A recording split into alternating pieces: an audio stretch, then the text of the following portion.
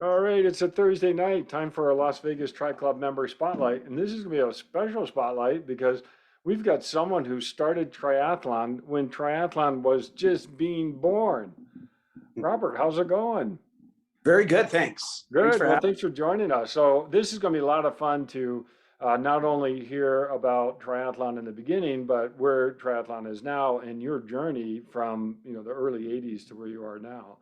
And so I'm really looking forward to this. So, but before we get too far, I gotta say hi to my co-host, Bob Gamble. Hey, Bob, how's it going? It's going fine, John. Thank you so much. And Yeah, thank you, well, Robert, for being here.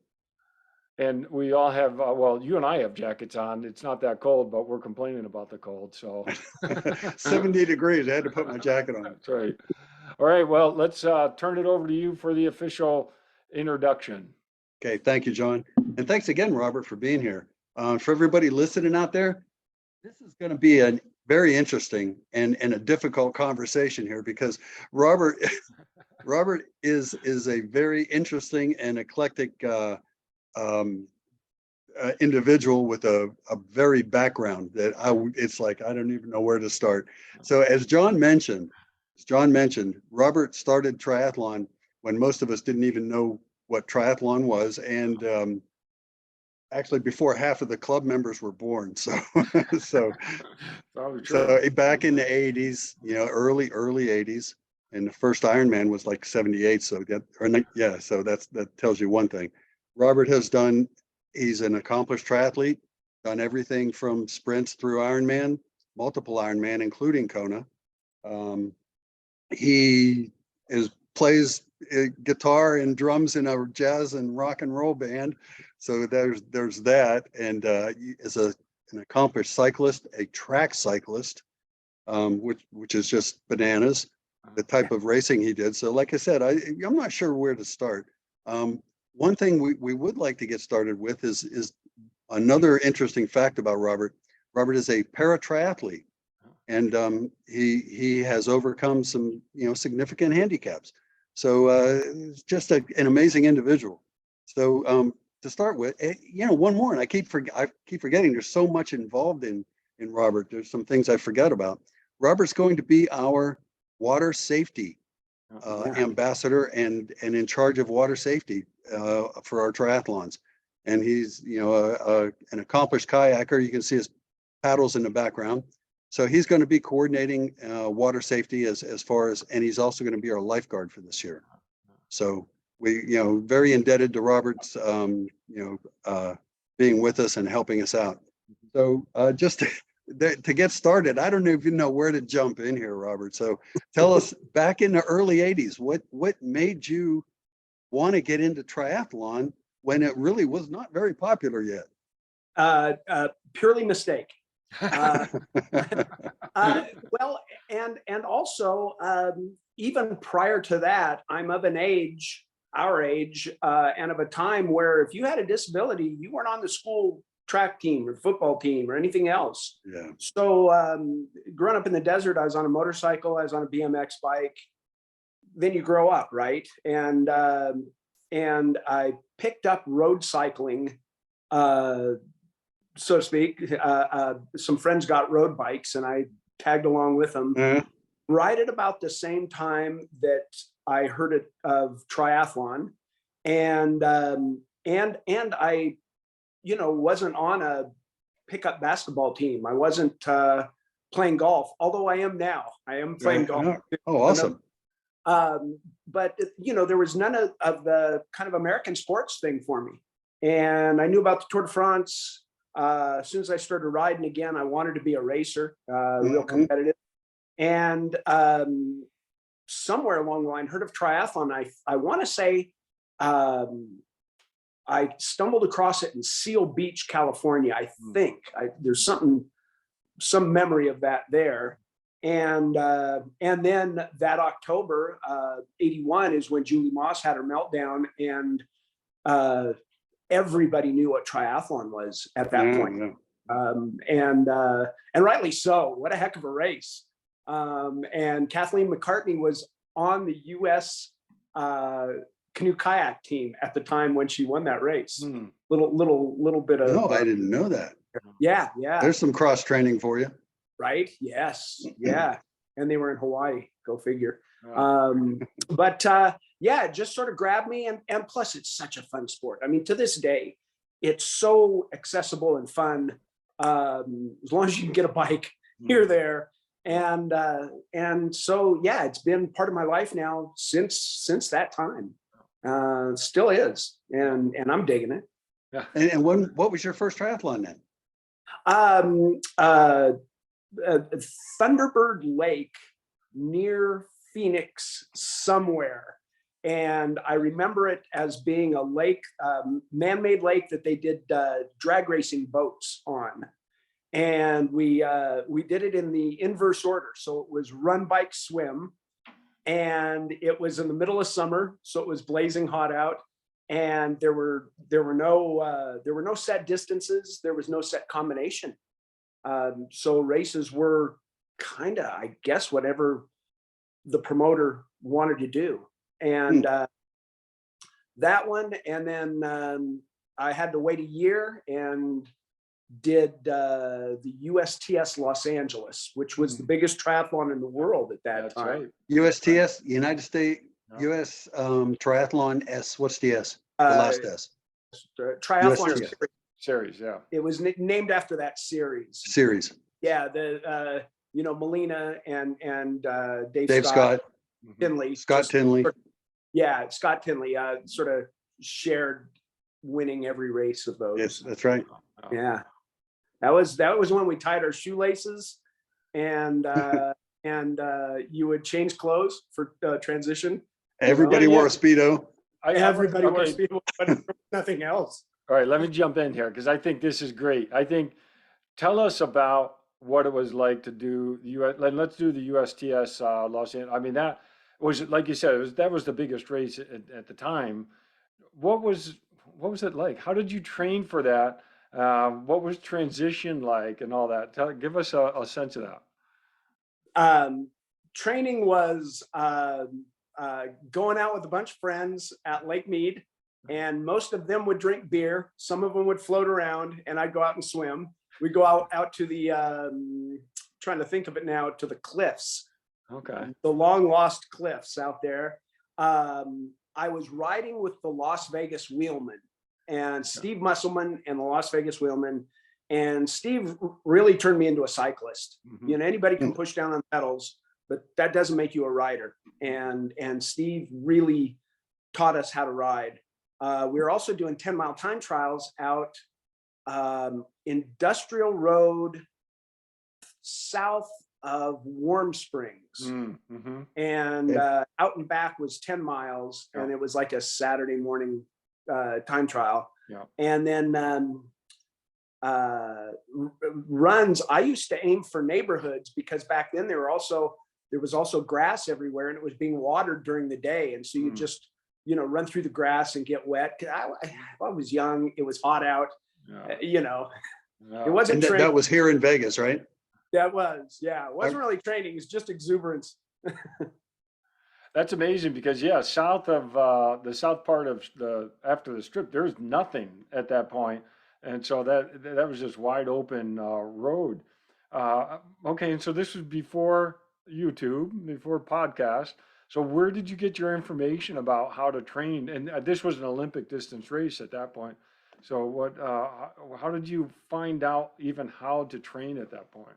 Well, actually, it wasn't an Olympic distance. It was roughly the same. I can't remember exactly. I think the USTS races ran 9 miles, I think.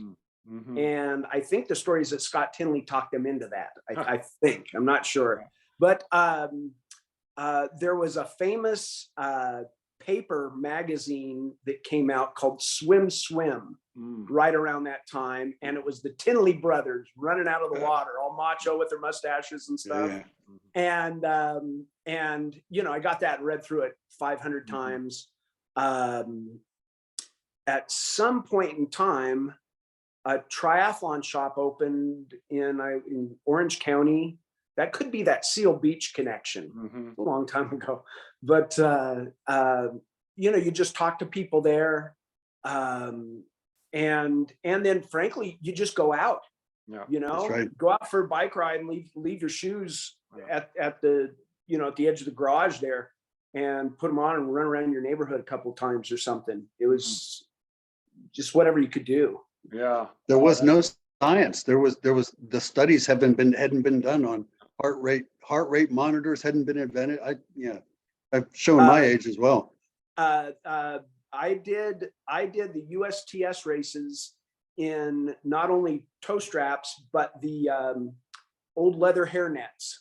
Oh, wow. So it wasn't even plastic or, you Yeah. know, a hard shell helmet yet. Yeah. Yeah. Yeah, that were wrapped in, you're right. There was like a nylon cap that would go on top of some With the leather, it was stuffed with wool or Yeah. something like that. The hair All right. net, it was supposed to keep your head together when you crashed, you know, Yeah, yeah, right, right. not keep you from injury, but just keep your head in one spot or something. This is great. All right, so now tell us about the event. What was it like to do an event? And did they didn't have a physically challenged category at that point? No.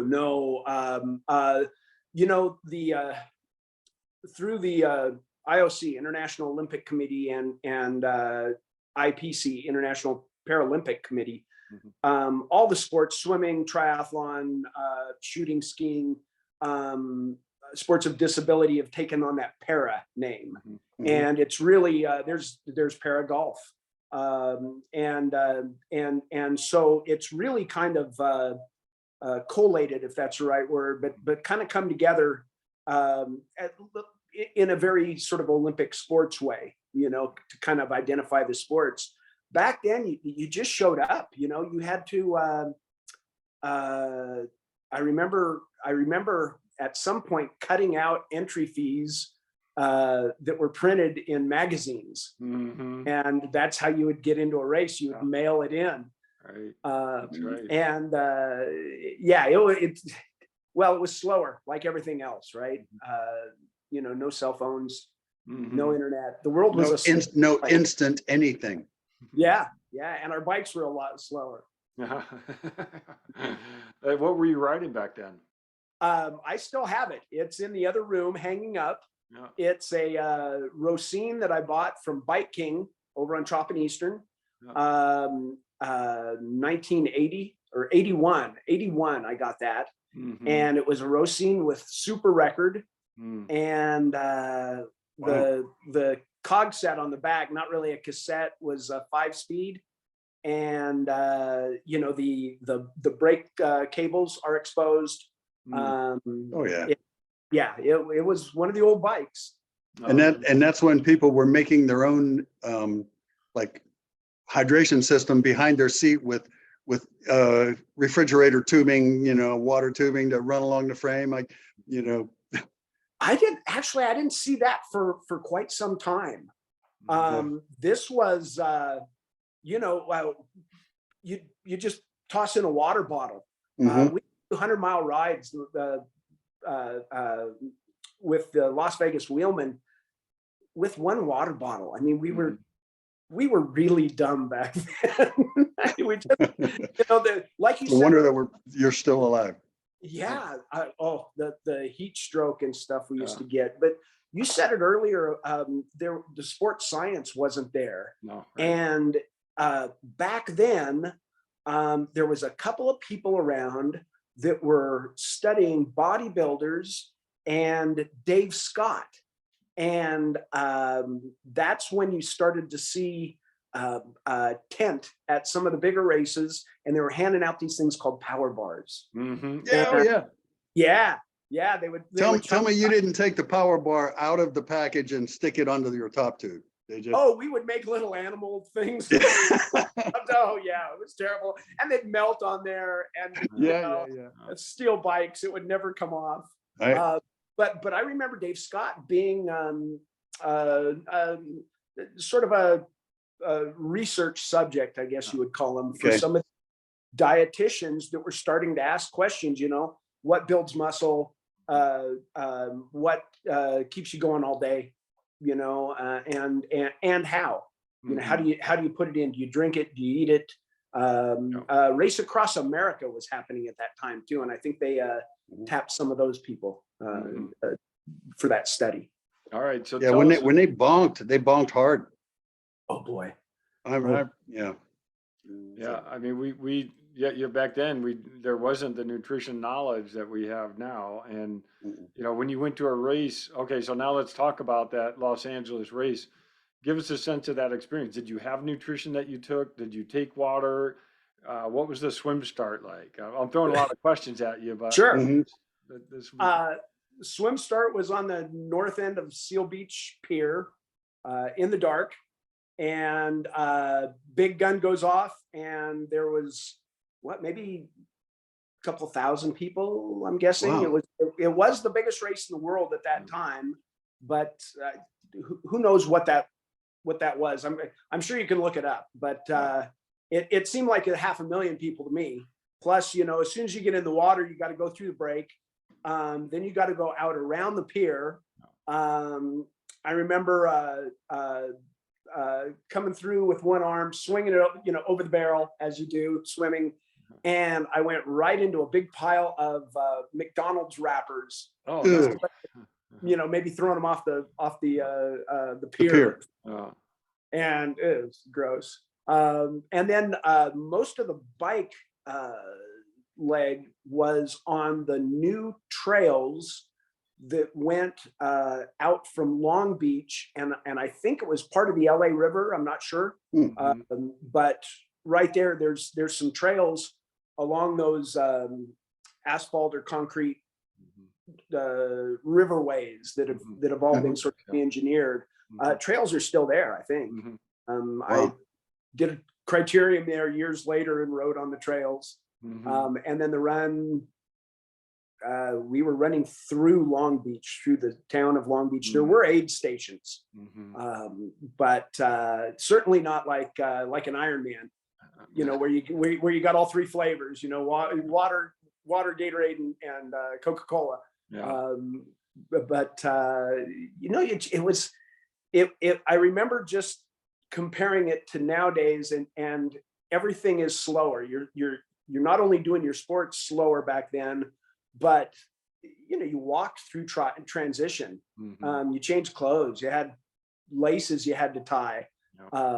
It was more of an affair. Yeah. Oh, I love it. So, what was it like completing a race at that stage? It must, I mean, I guess at one point were you hooked? I mean, you've been doing this all your life at this point, for the most part. I mean, the early 80s, and you were just a young pup back then, but now, this has stayed in your blood the whole time. So when you crossed that finish line, it must have just felt wonderful. And when do you want to do the next one? It did, and honestly, I think everyone that's done a triathlon has had that same feeling. Whether you've gone in terrified and fallen over yourself 2 or 3 times because you didn't know what you're doing, or you were so jacked up and ready because you'd been training for 2 years before your first race or something. You finish and it's competitive, yet you're also competing against yourself. It's a time trial essentially. Plus the camaraderie of everybody doing a time trial, and a good-natured competition. And it was really, I think everybody gets that first couple of race rush where it's like, oh, I found my people. Yes, let's go for a ride. Come on, everybody, grab your bike. And I definitely felt that. I really did. The races were farther apart. It's not like you could, schedule yourself 10 races in a year with 2 Ironmans or something. Anymore now, I wouldn't even think of that. But it was different back then. The races were farther apart. You had to mail stuff in. But just that satisfaction, that sort of personal satisfaction, I think is sort of. I have a follow-up question to that one. Yeah. I have a follow-up question, Robert. If I remember correctly, tell me if you remember this. We didn't get participant medals. We didn't get the finisher medals for a long time. So tell me, what do you think about the competition then versus now? because if you weren't on one of the top three, you didn't get anything. Right. Your age group. Well, there's another factor in this too, is that I was the only one in my division. Mm-hmm. There were for the first 20 years, or for quite a long time. So, you know, top three finisher for me, bottom three finisher is all the same. I'm the only guy like me doing it. I'm the only person like me out there. So I did kind of stand to the side, I think, a little bit of everyone else. But you're right, no medals, lots of cotton t-shirts. Yeah. And Yeah. I've got two big quilts that I had made Out of all your the t-shirts. they were just sitting cool. around, not doing anything. And I'm like, oh, I got to use these. Yeah. So yeah, I made two like king size quilts out of them. You never felt the feeling of, or maybe not never, but perpetually coming in fourth when they only give places to third, you know, trophies to third place. that was actually bicycle racing. Yeah. Okay. All right. So Perpetual on the bike, you know, like one out of the pay spot. Yeah. now, what do you think of the competition then versus now? Did you, you know, they just different? You enjoyed them both? Yeah, honestly, and you know, all these years in between, you know, it just was what it was of the day. However, just with sports science and the internet alone, everybody is at such a higher level now. Bicycle racing, triathlon, cross country skiing, so many sports have just done so well by having the sports science behind them. You know, baseball hasn't changed much. Good point. But look at time trial bicycling. You know, the difference that the science and the technology has given the two different sports. So nowadays the level is just, you know, over the top. Rigging a whole lot of performance out of the bodies too. Oh, what you know, you look at the pros now, what they can do, and it's just mind-boggling. They're like 20 feet tall. It's crazy. So yeah, you're right. This is so neat to cover this whole range here. But I'm interested in, at what point did you want to do the longer events? Much later. Mhm. I wanted to race the bicycles at the same time back in the 80s, Mhm. and wanted to focus after a while, because I can't climb hills as a bicycle racer. I just don't have it in me. Mhm. And I wanted to go to the track. And originally I wanted to be a pursuiter. Mm. And it turned out that I had a pretty good kick. So I focused a little bit more on the sprint events. Mhm. And up through about 95 or 6 or so, was still focused on the bike. But as that changed, I got back into triathlon. I started paddling a lot more. And once I got back into triathlon, it was almost the thing. It was almost like, look, I've been doing this long, and had never done one of the early Ironmans. Mm. And so it was like, okay, I kind of got to do it. And 2011, went to Kona, and that was it. My body's built a little differently than the average person, and that running distance really took a toll on me. Mhm. And so Kona 2011 had a beautiful day, 9 of the best days of my life. I was going to send Bob a picture of Cowman and I, but I couldn't Yeah. find it. Yeah, That's a right. throwback, you know. I Right. think he's about 75 now. Yeah. But yeah, Kona 2011, and then it's like, okay, I'm gonna go out for a bike ride and Yep. not go out for a run. Mm-hmm. Oh, I love it. All right. So now thinking back, because you've done all these different races, what's your proudest moment? In triathlon or in sports? Maybe triathlon and then maybe sports in general. Okay, the sports one is hands down, but triathlon, you know, I did a what do they call that? Enduro. where you do all three sports twice Okay. in a place called Hag Lake, Oregon. And it was a fun race. I rode a road bike, no wetsuit, because you get off the first run and you would run off a pier and just sail out into the water. But I had broken my left arm at the elbow a few years earlier. And it was bad enough to where I sold all my bikes, all my boats, my paddles. I didn't know if I could do anything really. I had to have home nursing so I could eat for about a week and a half, the first week and a half. It was pretty bad. And so coming back to that, just a little weekend enduro, you know, little fun Western Oregon race, that kind of holds special because I was able to do it. Yeah. You know, Wow. at one point I couldn't drive a car. I couldn't turn a doorknob. You know, I had a pretty dark year there. Wow. And so coming out of that, I think that was always special. As far as athletics, hands down, by a total fluke, I became a paddling coach for USA Canoe Kayak. And I was fortunate enough to train 3 paddlers, 1 kayaker, 2 canoeists, and they made their own Olympic teams. And I was with 2 of them. I spent 12 years with 2 of them, and a few less with the other. But that's hands down. Just You like know, what makes that so great, Robert, is that your proudest moment involved the other people that you were coaching and not yourself. I mean, that just speaks volumes to the kind of person you are. So congrats on that. Thank you.